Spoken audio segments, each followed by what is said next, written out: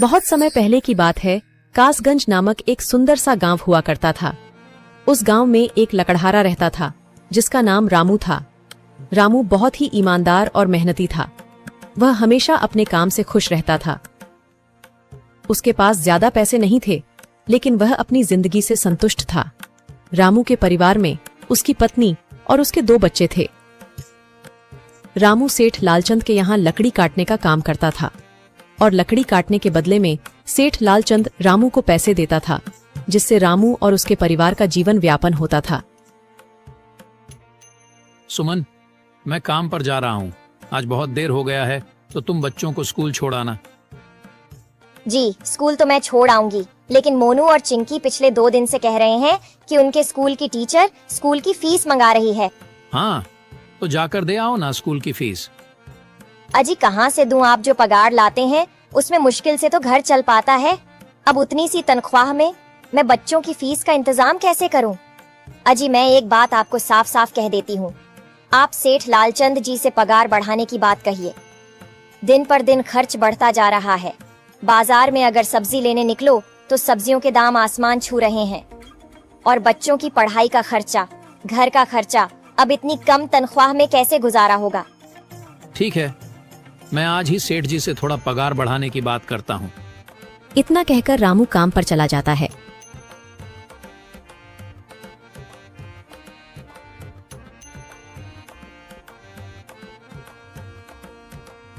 अरे भाई, आज तो पगार का दिन है। देखो, अब यह सेठ लालचंद कोई ना कोई लोचा जरूर करेगा। हमेशा कोई ना कोई बहाना बनाकर पगार कम कर देता है। और अगली बार तो मेरी आधी पगार काट ली थी, यह कहकर कि जो मैंने लालचंद जी से 200 रुपए उधार लिए थे, उसका ब्याज बढ़कर 1000 रुपए हो गया है। इसलिए मैं तुम्हारी पगार में से 1000 रुपए काट रहा हूँ। हाँ हरिया भाई, तुम एकदम ठीक कह रहे हो। ये सेठ लालचंद ना एक नंबर का चालाक और लालची इंसान है। एक तो दुगुना काम ले लेता है और बदले में पैसे भी पूरे नहीं देता। हाँ भाई, मेरे भी अगली बार सेठ लालचंद ने पगार काट लिए थे। मैंने बस 2 छुट्टी ली थी जब मेरी बिटिया बहुत बीमार थी, और इस लालचंद ने इस बात का फायदा उठाकर मेरी पूरी आधी पगार काट ली। हे भगवान, बस सेठ जी, इस बार मेरी पूरी पगार दे दें। बच्चों के स्कूल की फीस भी भरनी है। ऐसे सभी लकड़हारे अपने काम पर लग जाते हैं। काम करने के बाद सेठ लालचंद के पास जाते हैं। सेठ जी, महीना पूरा हो गया है, हमें हमारी तनख्वाह दे दीजिए। देखो भाइयों, अभी मेरे पास तुम्हें देने के लिए पैसे नहीं है। अभी माल नहीं बिका है, सारा माल गोदाम में ही पड़ा हुआ है। कल या परसों तक तुम्हें तुम्हारी तनख्वाह मिल जाएगी। पर सेठ जी, अभी हमारे पास बिल्कुल पैसे नहीं बचे हैं। घर का भी सामान लाना है, बच्चों की फीस भरनी है। अरे मैंने कहा तो सही, 1-2 दिन और रुक जाओ, कल या परसों तक पैसे मिल जाएंगे। अभी मेरे पास पैसे नहीं है। सभी लकड़हारे निराश मन से अपने अपने घर आ जाते हैं। अजी क्या हुआ? इस बार कितना पगार मिला है? सुमन, अभी कोई पगार नहीं मिला। सेठ जी ने कहा है कि 1-2 दिन में पगार मिल जाएगा। पगार नहीं मिला? आपको तो पता है ना, बच्चों की फीस भरनी है। इनकी स्कूल टीचर ने आज साफ साफ चेतावनी दे दी है कि अगर कल फीस नहीं लाई तो बच्चों को घर पर ही बिठा लेना। अब बताओ मैं क्या करूं? मैं क्या करूं सुमन, यह सेठ जी समय पर कभी पैसे देते ही नहीं है। अब तो बस हम इंतजार के सिवा और कुछ नहीं कर सकते। 1-2 दिन की बात है, देख लेते हैं। ऐसे ही 2 दिन गुजर जाते हैं। 2 दिन बाद सेठ लालचंद सबको पगार देता है। अरे हरिया, ये ले अपनी इस महीने की पगार। सेठ जी, यह तो बस 2000 है। मैंने तो इस महीने 3000 तक का काम किया है। हाँ, काम तो किया है, लेकिन तूने 1-1 घंटे आराम भी तो किया है। ये पैसे उसी आराम के कांटे हैं। पर सेठ जी, आपने तो कहा था 8 घंटे काम के महीने में 3000 मिलेंगे, और मैंने तो 8 घंटे काम किया और 1 घंटे आराम। देख हरिया, मुझे ज्यादा हिसाब किताब ना समझा। ये 2000 रख, अगर चाहिए तो, और अगर नहीं चाहिए तो कहीं और काम ढूंढ ले। बेचारे हरिया के पास उन पैसे को लेने की सिवाय और कोई रास्ता नहीं था। हरिया चुपचाप वह पैसे रख लेता है। रामू, ये लो तुम्हारे 2500 रुपए। पर सेठ जी, 2500 क्यों? मेरे तो पूरे 3000 बनते हैं ना। मैंने तो कोई छुट्टी भी नहीं की और ना ही कोई आराम। मैंने तो अपना सारा काम समय पर किया है। हाँ, समय पर तो किया है, पर इस समय बाजार में लकड़ियों का दाम काफी सस्ता हो गया है। इस वजह से अभी तुम्हें भी पगार कम ही मिलेगी जब तक लकड़ियों का दाम नहीं बढ़ता। पर सेठ जी, बात तो 3,000 की हुई थी ना, अब 2,500 में मैं कैसे घर चलाऊंगा? बच्चों की स्कूल की फीस भी भरनी है सेठ जी। इस बार आप पूरे पैसे दे दीजिए।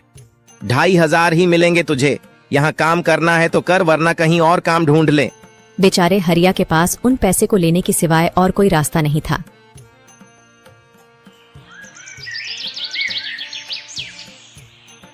अरे भाई, यह सेठ लालचंद एक नंबर का बेईमान इंसान है। सारे पैसे अपने जेब में भर लेता है और बहाने बनाता है कि लकड़ियों के दाम सस्ते हो गए हैं। देख लेना, हम गरीबों की किसी न किसी दिन इसे जरूर हाय लगेगी।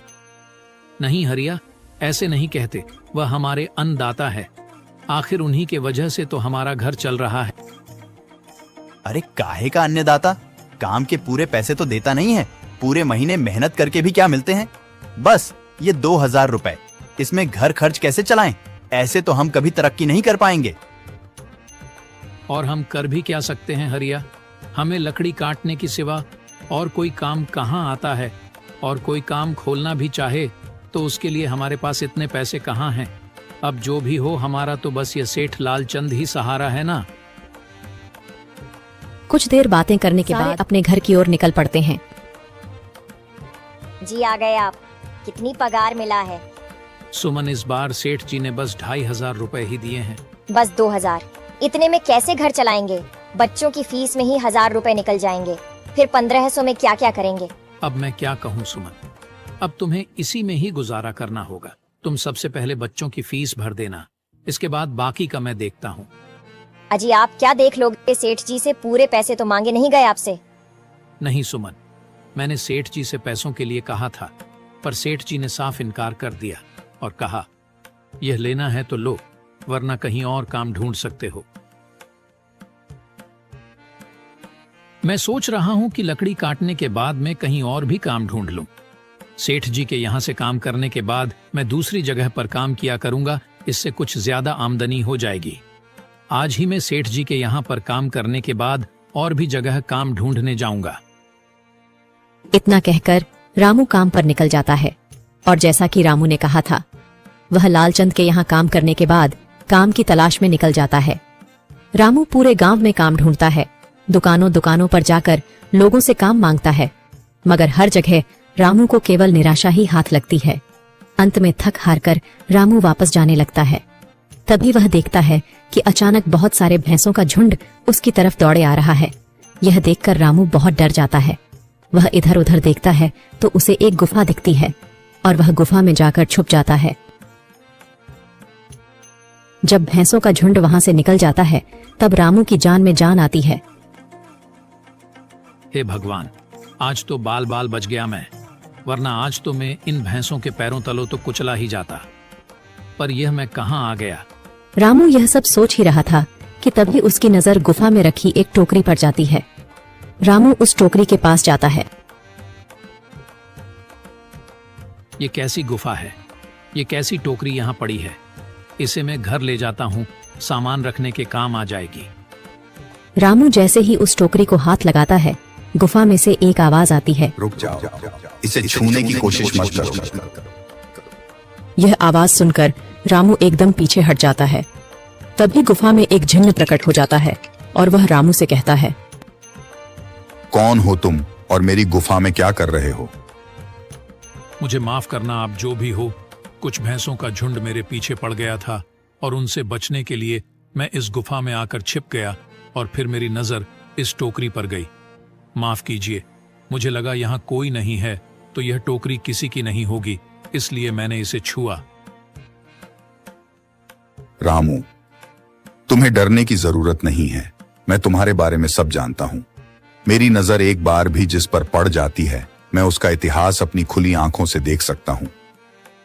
पर आप है कौन और आप इतने विचित्र क्यों दिखाई पड़ रहे हैं?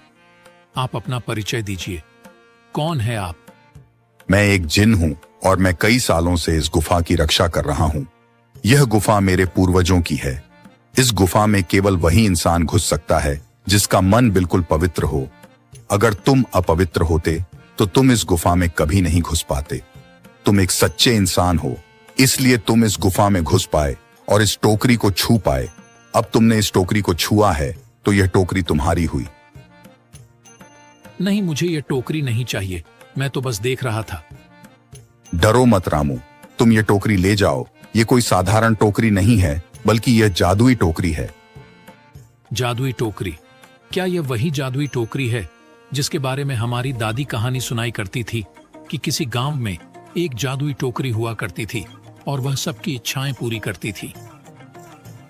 हाँ रामू, ये वही जादुई टोकरी है। अब तुम इस टोकरी के मालिक हो। तुम इसके इस्तेमाल से अपनी स्थिति सुधार सकते हो, पर याद रखना, तुम जो भी वस्तु इस टोकरी में एक बार डालोगे, वह चीज ही तुम्हें बार बार इस टोकरी में डालनी होगी।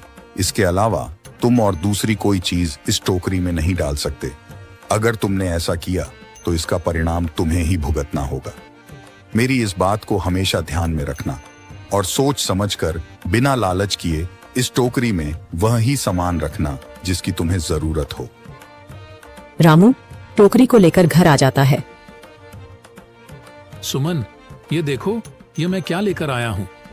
क्या लाए हो आप? बस ये एक टोकरी।